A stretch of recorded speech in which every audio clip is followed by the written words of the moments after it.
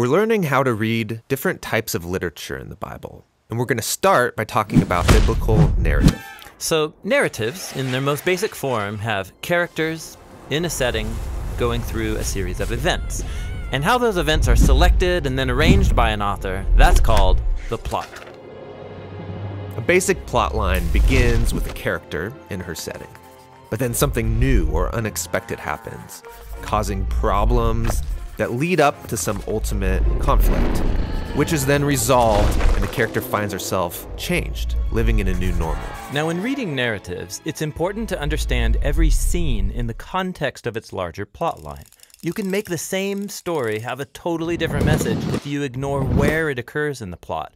This happens all the time when people read the Bible. Really? Yeah, take for example the story about Gideon. There's this well-known scene where Gideon's trying to discern whether God will help him win a battle, and he requests a sign from God. Yeah, Gideon lays a wool fleece on the ground and asks that in the morning the fleece be wet with dew, but the ground totally dry, and God does it. Now, if you look at this scene just by itself, what is the conflict? How can Gideon know if he'll succeed? And the resolution? Test God, ask for a sign, and find out. Yeah, and that's how many people actually read this story, and it totally misses the point because it's ignoring the larger plot line. Really? Yeah, so let's start from the beginning. You'll get the context. The story begins with Gideon and the Israelites living in fear because they're oppressed by an invading people, the Midianites. Got it. Then there's the call to action. God commissions Gideon to defeat the Midianites and save Israel. Yeah, this is shaping up to be a good story. But then Gideon's super hesitant, so he asks God to do this magic trick, a sign, so I can know it's really you talking to me.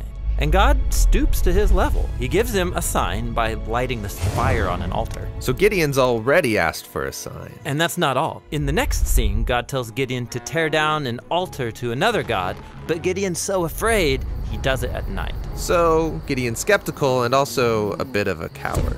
Then we come to the moment where Gideon's about to face the Midianites, and he's still uncertain, so he asks for another sign, the fleece. He says, I want to know if you'll save Israel by my hand. And God gives him that sign. And he's still uncertain, so he asks for even one more sign, which is just a variation of the previous sign. Okay, so Gideon's asking for way too many signs. Exactly. In the larger context, it's clear the plot conflict is not how can Gideon discern the mysterious will of God. The real conflict is, when will this guy get his act together and start trusting God? Okay, so then what's the resolution? We have to keep reading. So Gideon gathers this huge army, 30,000 soldiers to fight the Midianites, and God says, no, way too many men. He whittles the army down to 300. Why would he do that? Well, Gideon's been testing God, so now God returns the favor. He tells Gideon to arm these 300 soldiers with trumpets and torches, and then surround the Midianites at night and make all this noise in the hills, which sounds ridiculous, but Gideon does it.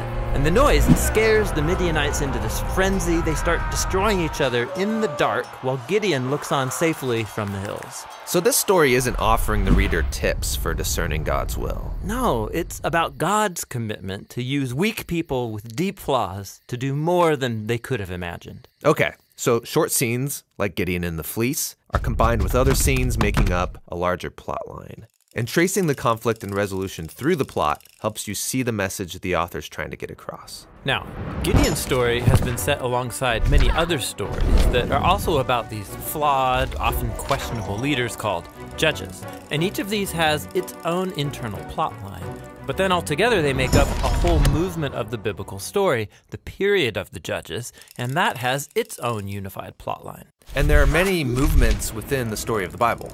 Exactly, and all the smaller stories, hundreds of them, they fit within the context of their own movements, and then these movements together make up the building blocks of the grand plotline of the whole story of the Bible. So no matter where I'm reading in the Bible, I need to pay attention to these different layers of plot so I can read each story in context. Exactly. The Bible is such a sophisticated piece of literature, and so all these smaller plot lines keep overlapping, building up the tension, and when you back up, you can see how they've all been woven together into the unified story that leads to Jesus.